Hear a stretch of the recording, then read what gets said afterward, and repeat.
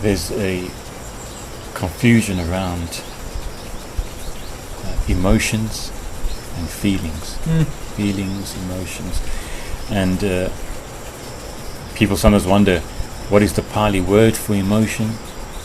And some translators translate the word chitta, the Pali word chitta, as emotion. Oh, really? Because it's the heart. Right. So, my emotions. Right. So the emotional being, the mind. But it's a bit of a stretch. Yeah. Well, no, the emotions, I think, based on its own etymology, just means like intense feeling. So like you're emotional.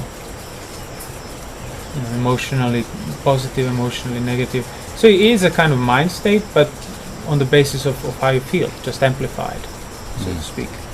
But also, I think if you were to ask psychotherapy or so on, I think things got extremely convoluted there, whereby emotions are subconscious, unconscious, physiological, and it's just like something is unconscious. How can you talk about it consciously? How can you even know it? No, it's just amplified feelings. So if you cultivate, your responses to feelings, you're basically cultivating an attitude of being emotional more and more. That's why you need to keep giving in to your feelings in order to become eventually then you don't have to. Emotions will be automatic. Those mental states will be instantaneous when touched by unpleasant feeling or when touched by pleasant feeling, because you cultivated them. So it doesn't matter the complexity of an emotion, it's always within the feeling. It's always, how is this emotional, complex, subconsciously unconscious state felt? Consciously it's felt pleasant. That's the doorway. That's the framework for any emotion, any direction you can take, and any action you can do on account of it. So you don't need to worry about this emotion or that emotion. You just need to see whether your actions are rooted in avoiding displeasure, prolonging pain, prolonging pleasure, and sort of trying to distract yourself from a neutral feeling. If you start practicing on that level, all of your emotionality will subside.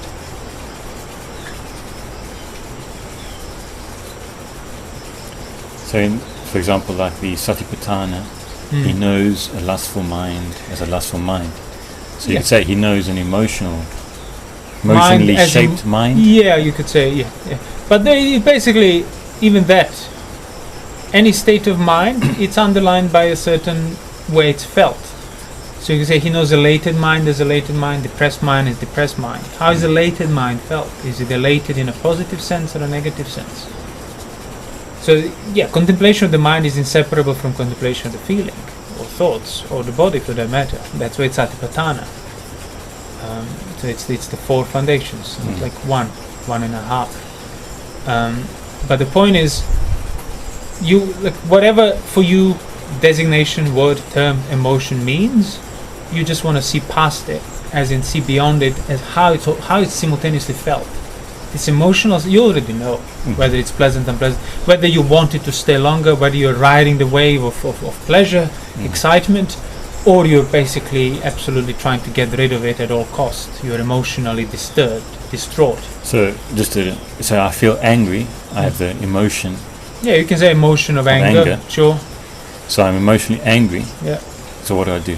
Well, you stop trying to get rid of the pain of that anger, of that emotion. But what about if I just am aware that I'm angry? Well, I suppose that's the first step, but that won't do anything. Let's just make you aware of the anger. Yeah, you need to become aware, self-aware of whatever you're feeling, whatever you state in. You need to become aware of the problem in order to deal with the problem. But being aware of the problem does not do anything for the problem. I'm aware of the problem. Yeah. But I need to be more aware of the problem so that I can actually see the way out of the problem. More often than not, that's the case. Yeah, you need to be more aware of the problem. So you need to make it a bigger, like a recognition. This is a serious problem, because otherwise you will not muster enough determination, effort to keep drilling in that direction and undo it. It's easier to forget about, especially when that emotion has subsided. That's why the Buddha the divine messenger is something you need to reflect on before you get sick, before you get old, and before you're dead. You need to recognize that you are liable to be sick, liable. I'm liable to lust, I'm liable to anger. That's I need to recognize before these things occur, so basically so I can uproot them so they don't occur anymore. Well, But no. yeah, in order to recognize that you're liable to these things, the first step is to be aware of them when they're present. But thinking that just by being aware when they're present, you're somehow dealing with it, will then not make you think about it when those things are not present. You think you're fine, because now I'm not angry, see? But is it because you uprooted the basis for anger? But simply because the circumstances are currently soothing you and going the way you want them to be. Now you're getting emotional about that. So Yeah. So you would still be disturbed on some account if things were to change, and they will have to change. So what about that idea that I brought up earlier? It was emotions shape the mind. Emotion is the shape of the mind, meaning that it actually constricts the mind. It clouds the mind because it's given now a shape which is twisted, and it's twisted in a particular way. It's kind of wrong. It lacks perspective. It sort of has stunted the perspective. So by removing the root cause for the emotion, you will then remove the root cause for the reduction of your perspective caused by the emotion. When you're emotional, but if you're no longer emotional, you have a larger perspective, no more narrowed response or automatic response to how you feel. There is no shape then. Could you that mind is no longer constricted? Well, the mind is no longer constricted, but more like you're not constricted in regard to the shape of the mind. The mind still will have some shape for as long as the mind is there. But the certain shapes will not constrict the mind anymore. So that's how you liberate your understanding, but your understanding liberates you. So in Satipatthana, depressed, constricted, restricted mind as depressed, constricted, restricted mind. So you are not depressed, constricted, and restricted by it. So if I'm knowing the presence of hindrances, for example, that's how you understand the way out of them. Not like they never arise on the level of the body. It's just whatever arises on that level of the body, like whatever's being experienced, it cannot restrict you anymore. Because you know the escape. Well, because the only reason it was restricting you is because you restricted yourself by giving into trying to get rid of craving against the unpleasant feeling. So the hindrances trap you, but not by their own effort. They're like set up traps, and you keep stepping into it by giving into craving against the discomfort, craving for the comfort. That's how you trap yourself within the domain of hindrances. That's how you trap yourself within these random shapes of the mind that arise, with this random weather. Literally like weather. Mind, emotions, if you want to call it, even moods, are the weather. Sometimes it's sunny, sometimes it's hot, sometimes cold, sometimes windy, sometimes it rains. Neither of those weather circumstances, conditions, need to be affecting how your responses, your feelings, your thoughts, and what you're trying to deal with. No, it could make no difference if you go beyond it. I don't mind if it's rain, I don't mind if it's sunny. I remain untouched by that. Yeah, you're not excited or depressed. Exactly. I don't wish for rain and cry when it's too hot, nor do I cry when it's rainy and get all depressed when things are wet. So when you experience a disagreeable thing, it's just disagreeable. You don't get all. So a latent mind is known as a latent mind, depressed mind is depressed mind, neither a latent nor depressed, neither latent nor depressed. So in a sense, the having emotions can be a sign for it's a symptom, that this symptom, the disease. It's a symptom. It's not, you don't need to deal with that, but you need to start looking what else is there beyond it. That is the more of a problem than these emotions that are a symptom of a problem. So what is emotions? It's literally where that comes. You can't stop it. It's not because you've done something wrong and it started to rain. But you want to see, is there anything that I am doing that's responsible for me being affected by these emotions, by these weather, by these moods that come and go. And then you realize, yeah, there is. Like, you will be affected by rain only when you crave for doing things on account of sunny, good weather. If you don't really mind, you're not you will not be affected by when the weather changes, because it doesn't affect. You were not committed to emotionally to things you want to do for the sake of comfort, pleasure, which require sunshine, which require good weather, which cannot be done in rain. But say, alternatively, if you're a bit tired of work, tired of people, you want rain because that everything stops, everything goes quiet, nobody comes, nobody goes anywhere. Oh, then you would want to rain. And then when the sun comes, people wake up and start going left and right and coming to your place. You will not want that. So on some occasions, the same weather makes you happy, makes you sad. Why is that? It's not because of the weather. If things were truly rooted in the weather, you would always be happy when it's a certain weather, when it's a certain shape of the mind, when it's a certain state of the mind. But you weren't. So you are happy based on basically where your craving has projected your expectations, pretty much. Craving rooted in how you feel and how you want to avoid feeling. So, getting emotional can show you in which direction you need to be questioning things. Shows you where the problem is. Shows You're liable to emotions. You have a problem. You're not. Emotions would not have arisen without a necessary basis of presently enduring craving for that against or for that certain feeling that's there. So let's say if you got emotional, that can only be done on the level of. It can be done on the basis of you craving against displeasure or pleasure. You're craving for pleasure.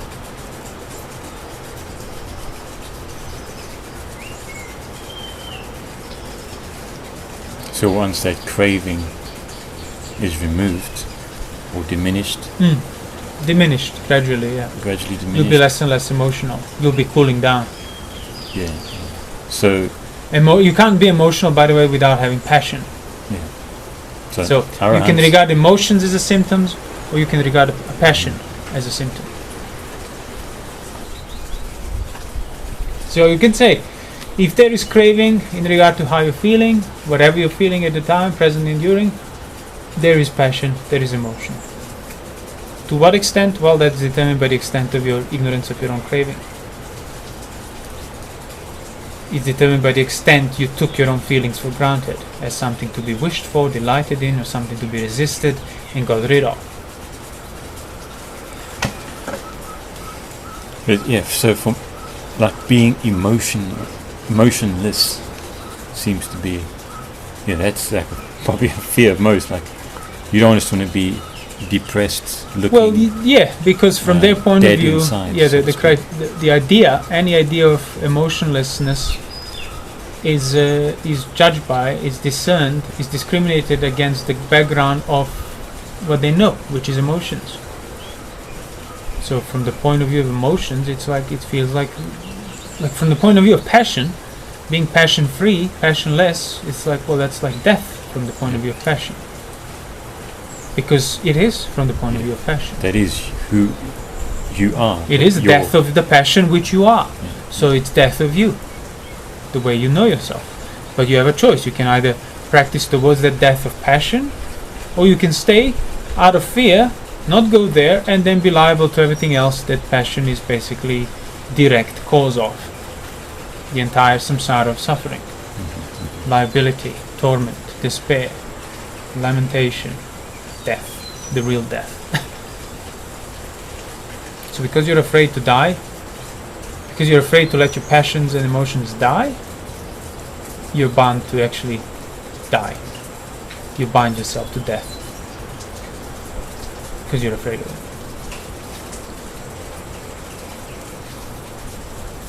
Because that's how you reach deathless, as the Buddha would say. That's how death does not apply to you anymore. By extinguishing passions and emotions thoroughly.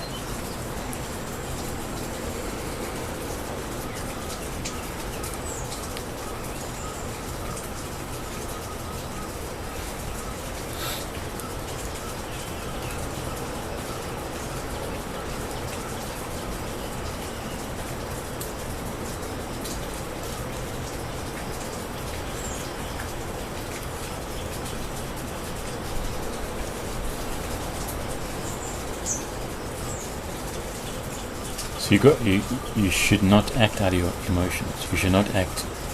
Yeah, that's the first step. You should not act out of emotions. Restrain yourself. You should become aware of them while they're enduring, especially. That's how you don't act out of them. But you should also see them as a symptom of an underlying problem. Yeah, but if you're not going to see that. Not think that, just being aware of it and enduring it, somehow I'm dealing with it. Because they were not the problem. So if you think that the symptoms are the problem, you're not going to look for what the real problem is, the cause of these symptoms. So pretty much, unless you're free from suffering, unless you understood the Four Noble Truths and became Sotapanna, everything you think is a problem is really a symptom of a problem. Right. Like even when you suffer, suffering is symptom of liability to suffering.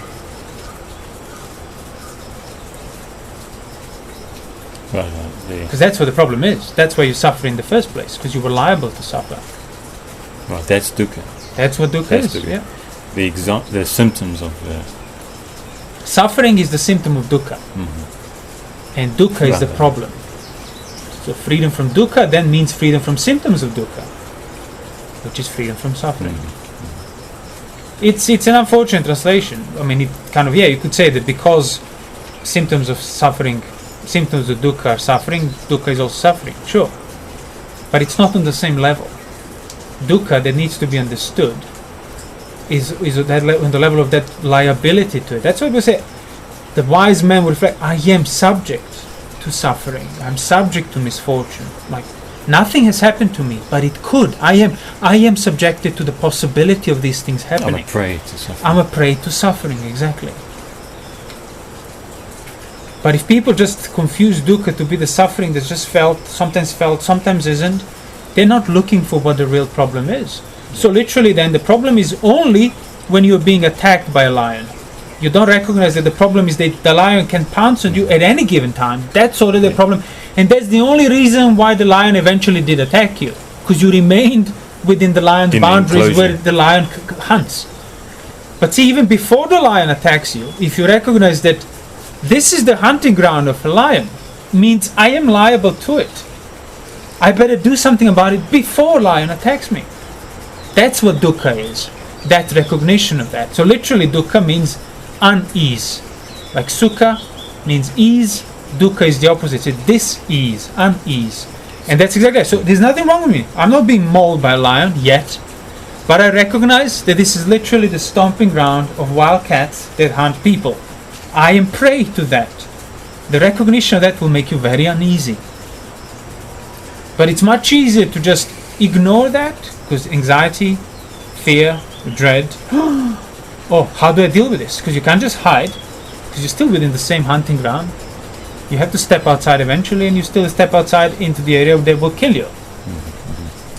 So it's easier to ignore than that anxious recognition of that uneasiness, that you are prey to suffering of any kind, and then just focus on the present moment, whatever's presently arisen, and with wishful thinking that everything will work out. So literally then you wait for things to arise in order to practice. Oh, I'm feeling this right now. Well, the feeling has come. Now the feeling has passed away. As if passing away of the feeling meant you dealt with it somehow. No, it means, okay, so you evaded an attack of a lion. So you got that. Does that mean now you're not liable to another attack? Yeah, exactly. So you were attacked by a lion, you got away, you recognized that was suffering. Got away now. And you keep evading, and you say, well, I don't suffer as much. Exactly. I must be... Yeah, I became very skilled in hiding away from a lion. Yeah, but the only reason you have to do that is because you're still within the lion's grounds. So the Buddhist practice takes you out of the dukkha, takes you out of the lion's grounds. And then you don't need to... That's true burden, because see, you might be skillful at evading the lion, but you're constantly burdened by the duty of you need to hide. One slip, one error, you're done. And bottom line is, deep down you know, eventually it will have to get you. It will get you. That's the divine messengers. Death, sickness, age, and you can't hide from that. You can hide from everything else in between semi-successfully. So if your practice never makes you realize, oh, it's about liability to suffering, being prey to suffering, as the Buddha would say, you're not practicing. You're just managing. And that's not the practice. Practice uproots things. Practice doesn't manage. So the fact that you go throughout your day without experiencing much lust, without experiencing much anger, without experiencing much suffering of any kind, means nothing. Is it because you have stepped outside of the domain where you were a prey to these things? Impossible for you to suffer. As in, is it because it's impossible for you to suffer because you're not liable to future lust, aversion, delusion, or it's simply because circumstances suit you? Which one is it? And if you look at it honestly, you already know the answer. But it's easy to think that, well, see, since I discovered Buddhism, I don't suffer as much. But why is that? Because I understood the nature of that dis-ease, that uneasy, that prey to suffering of any kind? Or because, I'm a bit more careful in what I do or say, practice restraint and live in this protected spiritual community of the environment? Which one is it? So am I internally free from suffering or just have external buffer zones? Yeah. And again, if you're honest, the answer will be quite simple and obvious. It's already there. Because if you know internally that you're free, you're outside, you know how to escape the domain of lion, not even a specific lion. Why would you worry about a specific lion which might jump on you when you don't live where the lions hunt? So keeping that image of lion being inside the lion enclosure, so to speak. Yeah. So you can game reserve. Yeah, Pure game reserve. And you can describe all the ways that a lion can maul you, or the lion can catch you, and you can recognize all the different ways that you can suffer. Yeah. And you can feel enriched on account of it, but fundamentally nothing has changed. Yeah, you're still. Doesn't matter if you know how many ways lions can sort of drag you around and kill you. The point is you're still liable, and you're going to subjected to the possibility of one of those ways applying to you. So it's not about studying the ways you can suffer. It's about recognizing that you can suffer, full stop, on account of any way. So what is it? That's why the Dhamma is the nature of things. It's not this specific manifestation of that. That's within the nature. So you want to understand how to be free from these things, you need to understand the nature of it. So what is the nature of you being a prey to lions hunting? Well, the nature is that you are within the lion's domain. Can lions get you if you're not within their enclosure? If you're outside of their game reserve? So if you abandon it, if you freed yourself from it, if you broke away, impossible for lions to hunt you down. So why are you in that enclosure? Well, because you don't recognize that you are prey to suffering. You don't recognize that you are prey. And you don't recognize that you are prey because it freaks people out when you recognize that. That's why people would freak out when the Buddha would teach them and the minds were not ready. But so recognizing that you are a prey. Basically ignoring what the real problem is. That's why you remain under that problem. So the problem is that you are liable to suffering, not what specifically or on account of what specific thing you suffer. But understand that you will somehow no longer be a prey. How can you no longer be a prey to the lion? How can you no longer be? Well, by understanding what the extent of the lion's domain. Understanding the extent of the dukkha, you will understand what the freedom from what the escape from the dukkha is. So then the truth that you will discover, the Four Noble Truths basically, but let's keep with the simile, would be, the only reason the lions can hunt you down and will eventually is because you yourself keep yourself in that game reserve.